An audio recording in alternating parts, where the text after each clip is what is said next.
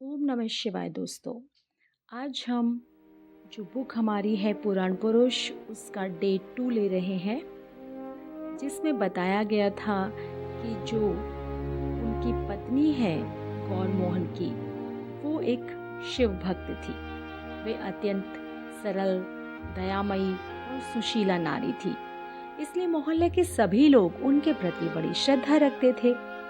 ऐसे ही योग मूर्ति के आरवी भाव के संदर्भ में योगेश्वर श्री कृष्ण का कथन है कि योग भ्रष्ट व्यक्ति शुचि और श्री संपन्न और श्री महंतों के घर अथवा ज्ञान योगियों के कुल में ही जन्म लेते हैं। ऐसा जन्म जगत में दुर्लभ होता है। कभी कभी ऐसा भी समय आता है जब देश हर दृष्टि से भरा पूरा और संपन्न होता है। यह एक ऐतिहासिक तथ्य है कि भारत की 19वीं शताब्दी भी वैसी ही एक समृद्ध शताब्दी थी। भारतीय सूर्य उस समय मध्य आकाश में प्रकाशमान था।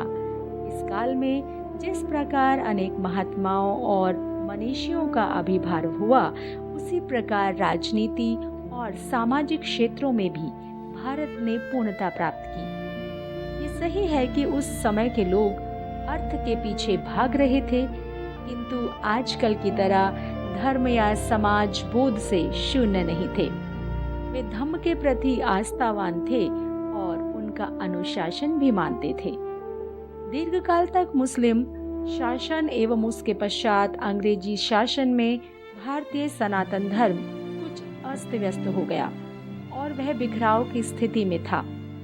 अमीर और गरीब दोनों वर्गों को समान रूप से प्रलोभन देकर अनेक सनातन धर्मावलंबियों को प्राय बलपूर्वक या तो इस्लाम ग्रहण करा दिया गया या उन्हें ईसाई धर्म में दीक्षित कर दिया गया। ऐसे संक्रांति काल में महान आत्माओं के उदय होने की जो योजना बनी थी और तत्कालीन संकट स्थापन स्थिति का ही वो परिणाम था। 19वीं शताब्दी में भारत के सभी प्रांतों में धार्मिक, राजनीतिक और सामाजिक अन्य क्षेत्रों में भी अनेक महामानवों का उदय हुआ। धार्मिक क्षेत्र में नवदीप और काली का अवदान अद्वितीय है। उन दिनों नवदीप में ही नहीं बल्कि पूरे भारत में अनेक हिंदू परिवारों में यहाँ की सांस्कृतिक परंपरा के अनुसार देवी देवताओं के नाम पर ही बच्चों का नाम रखने की प्रथा थी। ऐसा विश्वास था कि इस प्रकार के नामकरण के द्वारा बच्चों को पुकारने के साथ साथ भगवान का नाम कीर्तन भी होता रहेगा और मुक्तकेशी देवी के घर धीरे धीरे बढ़ते हुए उस प्यारे से बच्चे का नाम सभी ने बड़े प्यार से श्यामाचरण रखा। अपनी दिनचर्या में मुक्तकेशी देवी कभी शिशु को लोरियां गा गा कर सुनाती, कभी शिव मंदिर के पास बिठाकर तन्मयता के साथ पूजा करती। पूजा के समय शिशु की आंख मूंद कर शिव जैसा ध्यान समाधि लगाए बैठा रहता था। फिर वह कभी नदी के किनारे रेत के ऊपर बिठाकर अपने घर का काम करती। तब वहाँ भी शिशु सारे बदन पर रेत मले शिव की तरह रूप बनाए आंखें मूंद कर बैठा रहता। विलक्षणता तो यह थी कि उस देव शिशु में सामान्य शिशु सुलभ चंचलता कम ही देखने को मिलती।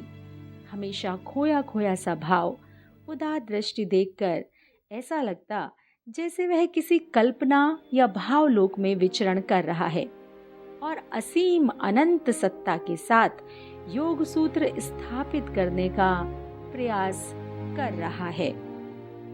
ऐसी स्थिति में शिशु के हाव भाव, स्वभाव, मुद्राएं आदि देखकर अनेक सयाने लोगों का ये अनुमान था कि ये जो शिशु है ये कोई साधारण शिशु नहीं है। लाहिड़ी परिवार के ग्रह देवता शिव थे। बाहर की ओर मकान से लगा हुआ शिव मंदिर स्थापित था। एक दिन की घटना है कि मुक्तकेशी देवी शिशु को बगल में बिठाकर शिवजी के ध्यान में मग्न थी और शिशु भी माँ का ही अनुकरण करते हुए आंखें मूंद कर बैठा था। उसी समय अचानक एक विशाल काय जटाजूटधारी सौम्य मूर्ति सन्यासी मंदिर के सामने आकर खड़े हो गए। और मुक्तकेशी देवी को बेटी कहकर पुकारने लगे।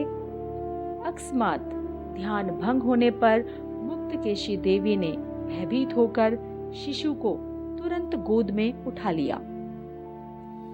सन्यासी ने कहा, डरो मत बेटी, मैं सन्यासी हूँ, मुझे देखकर तुम्हें डरने की कोई आवश्यकता नहीं है।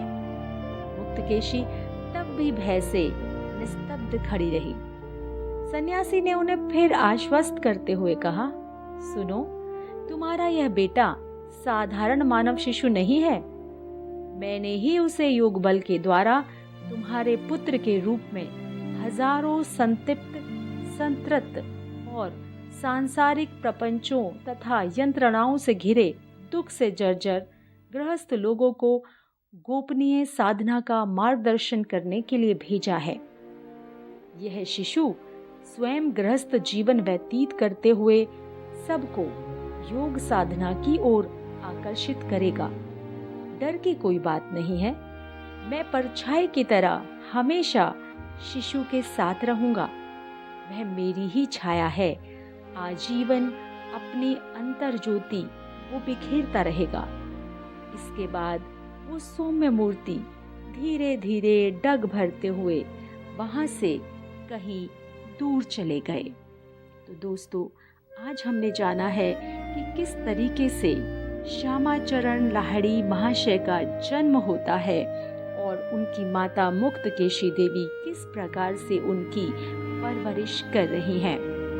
आगे डे 3 में हम जानेंगे कि श्यामाचरण महाशय की शिक्षा और गृह आश्रम में उनका प्रवेश कैसे होता है। तो सुनना बिल्कुल ना भूले सत्य दर्शन को। धन्यवाद।